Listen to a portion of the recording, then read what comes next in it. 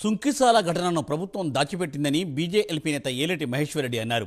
ఇన్ని రోజులు గడుస్తున్నా ప్రాజెక్టు ఎందుకు కూలిందో అంచనా వేయలేదని మండిపడ్డారు.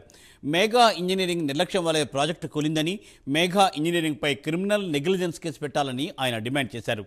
సుంకిసాల ఘటనపై కేంద్రానికి ఫిర్యాదు చేస్తామంటున్న ఏలేటి మహేశ్వరరెడ్డితో మా ప్రతినిధి నాగేంద్ర ఫేస్ టు ఫేస్.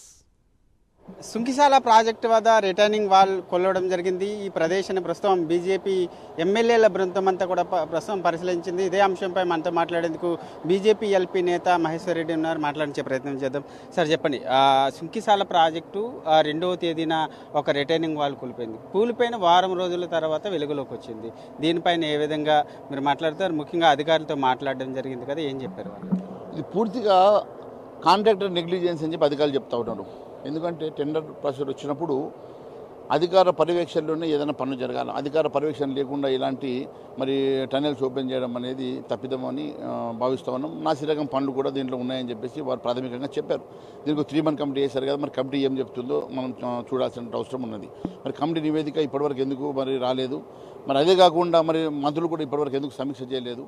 మరి ఒకవైపు ఇది పూర్తిగా మరి కాంట్రాక్టర్ నెగ్లిజెన్స్ అని చెప్పి ఇంత పెద్ద ఎత్తున ఘటన జరిగినా కూడా మంత్రులు వచ్చి ఉత్తమ్ కుమార్ రెడ్డి గారు, తుమ్మల నాగేశ్వరరావు గారు వచ్చి అదొక చిన్న ఘటన కింద కొట్టిపారేసే ప్రయత్నం చేస్తూ ఉన్నారంటే కాంట్రాక్టర్ని వెనకేసుకునే ప్రయత్నం ఎందుకు జరుగుతూ ఉన్నదో మరి తెలుసుకోవాల్సిన అవసరం ఉన్నది.